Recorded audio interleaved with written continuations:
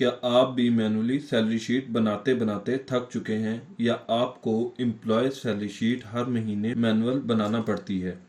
आज की इस वीडियो में मैं आपको MS Excel 2024 में fully automated salary sheet step by step बनाना सिखाऊंगा, जिसमें सैलरी ऑटोमेटिकली कैलकुलेट होगी बिल्कुल आसान तरीके से। अगर आप भी सर्च कर रहे हैं automated salary sheet in Excel payroll sheet tutorial, salary sheet with formulas in Excel, a monthly salary calculate sheet with automatic formulas, तो ये वीडियो आपके लिए है। वीडियो को आखिर तक देखें। अगर वीडियो पसंद आए तो वीडियो को लाइक और चैनल को सब्सक्राइब लाजमी करें। ये सैलरी शीट छोटे और दरमियाने दर्जे के बिजनेसेस के HR डिपार्टमेंट की तरफ से इस्तेमाल किया जाने वाला फॉर्मेट है। इसमें आपको किसी भी VBA या कोडिंग की नॉलेज की ज़रूरत नहीं है, सिर्फ एक्सेल फार्मूलाज को इस्तेमाल करेंगे। चलिए शुरू करते हैं अपने आज की इस वीडियो को। और यहाँ पर हम A से लेकर N तक कॉलम्स को सिलेक्ट कर लेंगे और यहाँ से हम मर्ज एंड सेंटर पर क्लिक करेंगे। उसके बाद हम यहाँ पर अपनी कंपनी या ऑर्गेनाइजेशन का नेम टाइप करेंगे, जिस तरह के मैं यहाँ पर अफान कंप्यूटर एकेडमी टाइप कर लेता हूँ। उसके बाद रो की हाइट को हम थोड़ा सा बढ़ा देंगे। इस टेक्स्ट को सेंटर अलाइन कर लें और इसका साइज भी अगर इंक्रीज करना चाहें तो साइज को थोड़ा सा बड़ा कर दें, और अगर कलर भी अप्लाई करना चाहें तो कलर भी अप्लाई कर दें। उसके बाद हम इन तमाम कॉलम्स को हेडिंग से सेलेक्ट करके इनकी कॉलम की विड्थ थोड़ी सी बढ़ा देंगे। उसके बाद इस रो की हाइट भी मैं बढ़ा देता हूं और यहाँ पर भी हम सेकंड और थर्ड रो को सेलेक्ट करके इनको भी हम मर्ज अक्रॉस पर क्लिक करके मर्ज कर लेंगे। मर्ज अक्रॉस में हमारे पास रोज मर्ज नहीं होती, सिर्फ कॉलम्स मर्ज होते हैं। तो यहाँ पर हम एड्रेस टाइप करेंगे जिस तरह के यहाँ पर हम main road Garibabad degree type कर लेता हूँ। उसके बाद इस सेल को भी सेलेक्ट करके मैं इस टेक्स्ट को भी सेंटर में ले आऊँगा। उसके बाद इसके नीचे वाले सेल में हम क्लिक करते हैं और यहाँ पर हम कॉन्टैक्ट नंबर टाइप कर लेंगे और उसके बाद इस टेक्स्ट को भी हम सेंटर अलाइन कर लेंगे। यहाँ से फॉन्ट का साइज अगर इंक्रीज करना चाहें तो थोड़ा सा फॉन्ट का साइज इंक्रीज कर लें, और अगर इन सेल्स के बैकग्राउंड में भी कोई कलर अप्लाई करना चाहें तो कर सकते हैं। उसके बाद हम इन रोज को इस तरह से सेलेक्ट कर लेते हैं और यहाँ से फॉर्मेट पे क्लिक करके हम इनकी हाइट को 20 पर सेट कर लेते हैं। उसके बाद रो नंबर 4 की हाइट भी हम थोड़ी सी बढ़ा देते हैं ताकि हम यहाँ पर अपनी हेडिंग्स इजीली टाइप कर सकें। यहाँ पर हम टाइप करेंगे एम्प्लॉय ID नंबर। उसके बाद हम नेम, फादर नेम, उसके बाद कॉन्टैक्ट नंबर,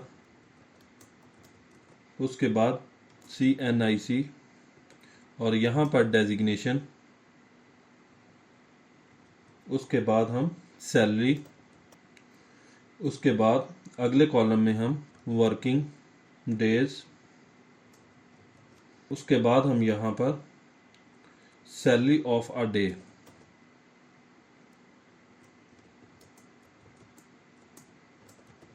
उसके बाद हम यहाँ पर अगले सेल में क्लिक करके सैलरी ऑफ वर्किंग डेज। उसके बाद हम आगे वाले कॉलम पर क्लिक करेंगे और यहाँ पर ओवर टाइम आवर्स। उसके बाद हम यहाँ पर ओवर टाइम पर आवर्स सैलरी। उसके बाद हम यहाँ पर अमाउंट ओवर टाइम। उसके बाद हम यहाँ पर टोटल सैलरी। उसके बाद इन तमाम सेल्स को दोबारा से सेलेक्ट करें और यहाँ से टेक्स्ट को सेंटर अलाइन करें और वार्प टेक्स्ट के ऊपर क्लिक कर दें ताकि जो टेक्स्ट हमारा कट रहा है या इनविजिबल हो रहा है वो रैप होकर नीचे शो होना शुरू हो जाए। उसके बाद यहाँ पर हम एम्प्लॉय ID टाइप करेंगे। एम्प्लॉय ID के बाद हम यहाँ पर नेम टाइप करते हैं। यहाँ पर कॉन्टैक्ट नंबर टाइप करेंगे और उसके बाद हम यहाँ पर CNIC नंबर टाइप कर लेंगे और उसके बाद हम यहाँ पर डेजिग्नेशन, फॉर एग्जांपल इंजीनियर है, और उसके बाद हम यहाँ पर टोटल सैलरी टाइप करेंगे, जिस तरह के मैं यहाँ पर 60,000 टाइप कर रहा हूँ। उसके बाद वर्किंग डेज, कितने दिन काम किया है, तो हम यहाँ पर वर्किंग डेज जो भी हमारे पास अटेंडर शीट में होंगे हम वो ऐड करेंगे, जिस तरह यहाँ पर 28 डेज। उसके बाद सैलरी ऑफ अ डे, कि एक दिन की सैलरी जो है वो कितनी है, तो यहाँ पर हम फार्मूला यूज़ करेंगे इक्वस टू टोटल सैलरी को हम 30 पे डिवाइड कर देंगे, क्योंकि मंथ में 30 डेज होते हैं, और इंटर प्रेस करेंगे तो यहाँ पर एक दिन की जो सैलरी है वो शो हो चुकी है। उसके बाद salary of a working days, जितने दिन काम किया है उसकी सैलरी क्या बनेगी, तो यहाँ पर हम दोबारा से फार्मूला टाइप करते हैं equals to salary of a day को हम मल्टीप्लाई कर देंगे वर्किंग डेज के साथ, और दोबारा से इंटर प्रेस करते हैं तो यहाँ पर हमारे पास salary of a working days भी शो हो चुकी है। उसके बाद ओवर टाइम आवर्स, कितने घंटे ओवर टाइम काम किया है, तो यहाँ पर फॉर एग्जांपल मैं टाइप करता हूँ 22 आवर्स। उसके बाद over time per hour salary, यहाँ पर हम एक घंटे की कीमत निकालेंगे कि एक घंटे का ओवर टाइम कितना बनेगा, तो उसके लिए हम यहाँ पर फार्मूला यूज़ करेंगे equals to salary of a day को, अगर हमारे पास गवर्नमेंट सेक्टर है तो उसमें 5 घंटे की शिफ्ट भी होती है, लेकिन अगर प्राइवेट सेक्टर में हमारे पास अमूमन 8 घंटे की शिफ्ट होती है तो हम इसको 8 पर डिवाइड कर देंगे। और बाज़ कंपनीज में ओवर टाइम जो है वो डबल पे होता है, तो हम यहाँ पर इसको 2 के साथ मल्टीप्लाई भी कर सकते हैं। लेकिन अगर ये ओवर टाइम डबल पे नहीं हो रहा तो हम इस मल्टीप्लाई 2 को यहाँ से हटा देंगे। मैं यहाँ पर इंटर प्रेस करता हूँ तो यहाँ पर एक घंटे की जो सैलरी है वो शो हो रही है। उसके बाद हम आगे वाले सेल पर क्लिक करते हैं, अमाउंट ओवर टाइम पर क्लिक करेंगे, और यहाँ पर भी हम फार्मूला यूज़ करेंगे इक्वल्स टू, हमारे पास आवर टाइम पर आवर पे क्लिक करें और मल्टीप्लाई बाय जितने घंटे आवर टाइम काम किया है उस पर क्लिक कर दें, 22 आवर्स। यहाँ पर हम इंटर प्रेस करते हैं तो यहाँ पर हमारे पास आवर टाइम की सैलरी भी शो हो चुकी है। उसके बाद यहाँ पर क्लिक करें equals to salary of a working days को सेलेक्ट करें, प्लस यहाँ पर अमाउंट ओवर टाइम पर क्लिक करें। उसके बाद इंटर प्रेस करें, इस एम्प्लॉय की टोटल जो सैलरी थी वो शो हो चुकी है। इसी तरह हम यहाँ पर दूसरे एम्प्लॉय को ऐड कर लेते हैं।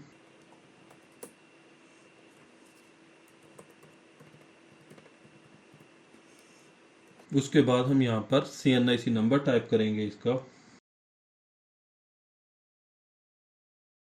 यहाँ पर हम इसका डेजिग्नेशन टाइप करेंगे जिस तरह के,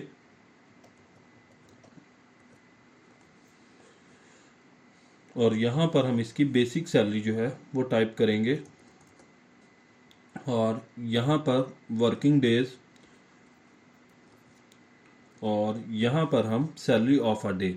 अब यहाँ पर हमने फार्मूला यूज़ किया था तो हम यहाँ पर इस सेल को सेलेक्ट करके इसको ड्रैग कर देंगे, और उसके बाद उन तमाम सेल्स को जिसमें हमने फार्मूले यूज़ किए हैं हम यहाँ से उनको सेलेक्ट करके ड्रैग कर देंगे, और इसी तरह इस सेल में भी हमारे पास फार्मूला है तो इसको भी हम ड्रैग कर देंगे। इसी तरह टोटल सैलरी को भी हम,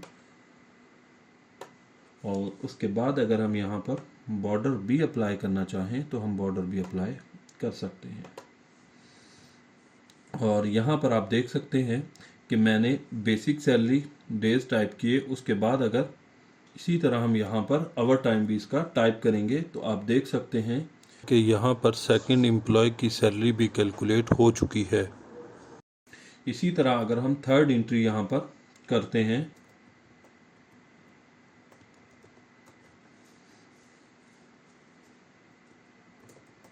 यहाँ पर हम फ़ोन नंबर टाइप करते हैं, उसके बाद CNIC नंबर टाइप करेंगे, उसके बाद यहाँ पर इसका भी डेजिग्नेशन हम टाइप करेंगे।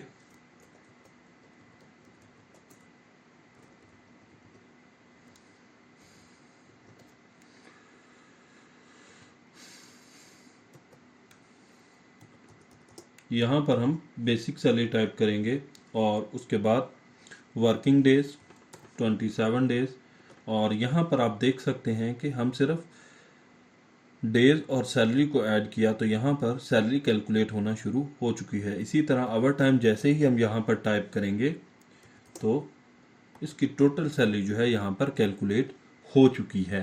तो एक बेसिक सा लेआउट हमने बनाया जिसमें हम एम्प्लॉयज़ की सैलरी का रिकॉर्ड जो है वो बना सकते हैं। यहाँ पर हमें एक इशू नज़र आ रहा है कि ये पॉइंट के बाद जो वैल्यूज़ हैं ये बहुत ज़्यादा यहाँ पर शो हो रही हैं।